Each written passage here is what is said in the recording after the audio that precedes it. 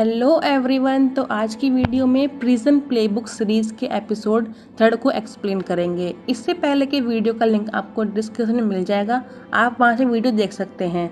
तो आगे इसमें दिखाते हैं कि जब जीहुक डॉक्टर के पास जाता है तो डॉक्टर उससे कहता है कि जब तक रिपोर्ट नहीं आ जाती तब तक तुम्हें अपना ध्यान रखना पड़ेगा। इसके बाद जीहुक को ट्रांसफ़र करके अलग सेल में डाल दिया जाता है।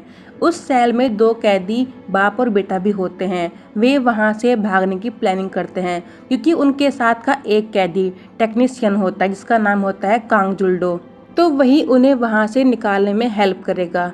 बस उन्हें ब्राउनी से चाबी लेनी है क्योंकि उसके पास सभी तालों की चाबी होती है और उन्हें बारिश का इंतजार भी होता है। उसी में सही से वे अपने काम को कर पाएंगे।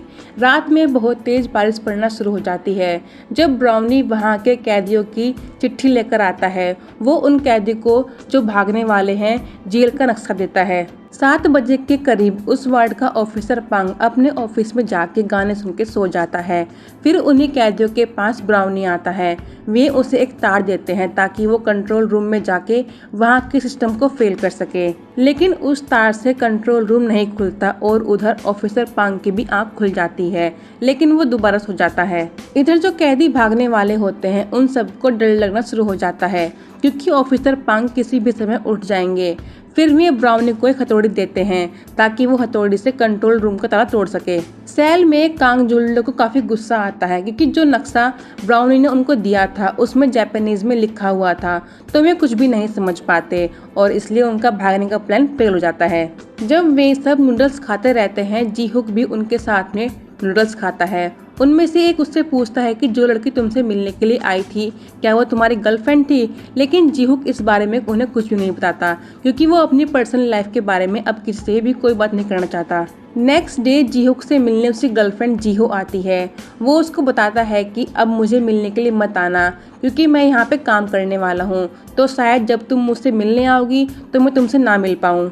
फिर जीहो उसे ज़्यादा काम करने के लिए मना करती है। जीहो कहता है कि जिस सेल में वो है उसका लीडर अच्छा इंसान है, इसलिए मुझे यहाँ पे काम करने में कोई भी दिक्कत नहीं होगी। जीहो कहती है कि जेल में कोई भी इंसान अच्छा नहीं होता।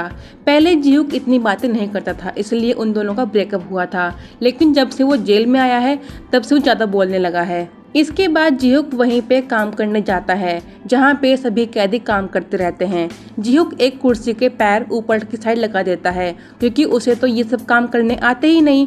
फिर वे उसे किसी और काम में लगा देते हैं। इधर उनके सेल में दूसरा कैदी आता है जिसका नाम हांगिंग होता है। वो पहले किसी और सेल में था। ऑफिसर पांग जिन वेलजिन से कहते हैं कि ये यहाँ पे नया कैदी है तो उसका ख्याल रखना। जो कैदी ओवर टाइम करते हैं उनके लिए बस खाना ही अलग से आता है। जिस चीफ के अंडर जीहुक काम करता है वो उससे एक बेसबॉल पर उसका ऑटोग्राफ लेता है क्योंकि उसका बॉस उसे 2 दिन से परेशान कर रहा था ऑटोग्राफ लेने के लिए। इसके बदले चीफ योम उसे एक बेसबॉल देता है और कहता है कि जब भी इंस्पेक्शन होगा आप इस बेसबॉल को अपने हाथ में रखना, फिर भी आपको कुछ भी नहीं कहेंगे। इसके बाद वो खाना खाने जाता है। वे जितना भी ओवर टाइम करते हैं उन सब का पैसा चीफ योम ही रखते हैं और चीफ योम ऑफिसर ली के अंडर काम करता है। बस उन्हें ओवर टाइम करने के लिए अच्छा खाना ही मिलता है। जब जीहुक और दूसरा कैदी अपने सेल में जाते हैं, वे उनसे पूछते हैं कि ये कौन नया कैदी आया है। वे कहते हैं कि ये एक नशेड़ी है जो अपने होश में ही नहीं रहता। वो जीहुक को देखकर उसे पहचान लेता है क्योंकि जब जीहुक को फर्स्ट टाइम जेल में लाया गया था उसी बस में हांगयुंग भी था। इधर जीहुक की बहन को बता देती है कि उनका ब्रेकअप हो चुका है और ये बात जीहुक की माँ को नहीं पता होती। जीहुक को लगता है कि बस वही उसको प्यार करती थी, जीहुक ने उसे कभी प्यार किया ही नहीं था। लेकिन ऐसा नहीं होता। एक दिन जब जीहुक की तबीयत बहुत ज़्यादा खराब हो गई थी तब जीहुक अपने फाइनल गेम के बाद बुसान से सियोल आया था उसकी दवाई लेकर। नेक्स्ट डे सेल में कुंग जुल्डो और दूसरे कैदी के बीच थोड़ी सी बहस हो जाती है क्योंकि कुंग जुल्डो हफ्ते में एक ही बार नहाता है और गर्म पानी भी हफ्ते में एक ही बार आता है, तो उसमें से बहुत बदबू आती रहती है। उनकी बहस सुन के ऑफिसर पांग उनके पास आते हैं। वे उन सबको शांत रहने के लिए कहते हैं, नहीं तो वे उन्हें अलग सेल में डाल देंगे। उनमें से एक कैदी डॉक्टर गो ऑफिसर पांग से कहता है कि नहाने के लिए डेली गर्म पानी आना चाहिए क्योंकि ये हमारा हक है। अगर आपने ऐसा नहीं किया तो मैं ये बात कोर्ट तक लेकर जाऊंगा। अब उसकी ये बात सुन के ऑफिसर पांग डर जाते हैं। तो फाइनली अब वहाँ पे गर्म पानी आना शुरू हो जाता है। नेक्स्ट डे जब जीहुक और डॉक्टर गो अपने काम पे जाते हैं, चीफ यम उन सबसे माफ़ी मांगते हैं क्योंकि उनका ओवरटाइम का सारा पैसा वे जो ले रहे थे और इसी वजह से वे सब कैदी अपना काम ठीक से नहीं कर रहे थे। इसलिए एक सीनियर ऑफिसर चीफ यम और ऑफिसर ली को बहुत सुनाता है। चीफ यम सबसे कहता है कि जो भी तुम लोग ओवरटाइम करते हो उसके पैसे तुम्हारे अकाउंट में आ जाएंगे, बस अपना काम अच्छे से करना। जब से डॉक्टर गो की वजह से गर्म पानी आना शुरू हुआ है, उस सेल के कैदी उससे बड़ी इज्जत से पेश आते हैं। जब उन सब के लिए खाना आता है तो उसमें चिकन के नाम पर बस एक ही पीस होता है।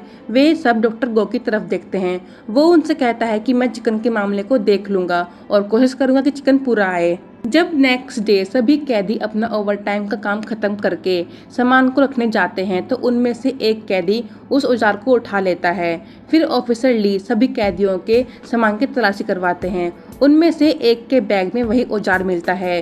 फिर वो सबसे पूछता है कि ये औजार किसने उठाया था। जीहुक कहता है कि ये मैंने उठाया है। उसे छोड़कर वे सभी कैदी को उनके काम पे भेज देते हैं।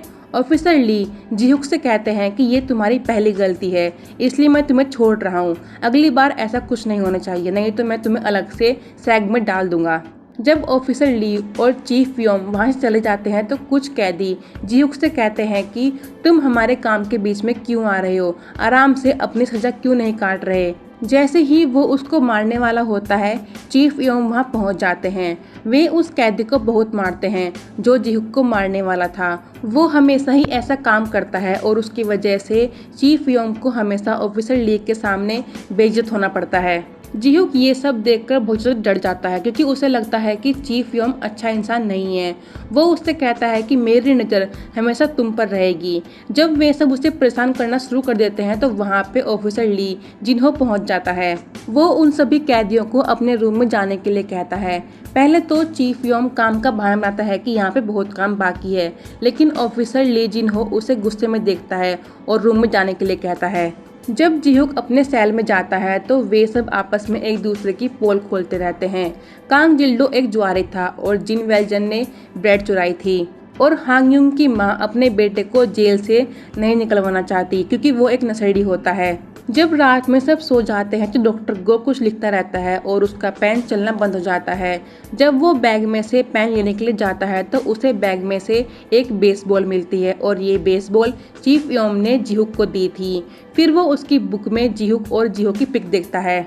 इधर जीहुक की बहन फ़ोन पे जीहुक को समझाती है कि हम सब एक फैमिली की तरह हैं, इसलिए तुम प्लीज़ जीहुक का साथ मत छोड़ना। वो तुमसे अब भी बहुत प्यार करता है और तुमको ही याद करता है, तुम ही उसका पहला प्यार हो। फिर जीहो अपनी पुरानी यादों को याद करने लग जाती है। इधर सेल में जब सबके लिए खाना आता है तो इस बार खाने में किचन के अच्छे अच्छे पीस होते हैं जिसे देखकर सब खुश हो जाते हैं। खाना खाने के बाद जीहुक ली जिन्हो से मिलता है। वो उससे कहता है कि मैं जानता हूँ कि तुमने मेरी वजह से यहाँ पे ट्रांसफ़र लिया है। ली जिन्हो उससे कहता है कि नहीं, ऐसा नहीं है, मैं यहाँ पे ऑफिशियली आया हूँ। फिर वह उससे पूछता है क्या तुम्हारी कोई गर्लफ्रेंड है। जीहुक कहता है कि हाँ मेरी एक गर्लफ्रेंड है, लेकिन अब मेरा ब्रेकअप हो चुका है। फिर ली जिन्हो उसके बारे में पूछता है लेकिन जीहुक अपनी गर्लफ्रेंड के बारे में उसे कुछ नहीं बताता। वो कहता है कि वो बाद में बताएगा। जब जीहुक अपनी बेसबॉल निकालता है तो उसे ली जिन्हो ले लेता है क्योंकि ऐसे बेसबॉल रखना अलाउड नहीं होता। जीहुक कहता है कि ये मुझे चीफ योम ने दी थी और उन्होंने ये भी कहा था कि मैं इसको रख सकता हूँ। जब ली जिन्हो बेसबॉल को उसके हाथ में देता है तो वो नीचे गिर जाती है। ली जिन्हो कहता है कि तुम तो बेसबॉल भी ठीक से नहीं पकड़ पाए। फिर वो दोबारा उसके हाथ में बेसबॉल रखता है और वो फिर से उसके हाथ से गिर जाती है। अब दोनों ही सोचने पड़ जाते हैं कि जीहुक बेसबॉल क्यों नहीं पकड़ पा रहा और यहीं पे थर्ड एपिसोड खत्म होता है। तो मिलते हैं इसके नेक्स्ट एपिसोड की वीडियो में। Thank you.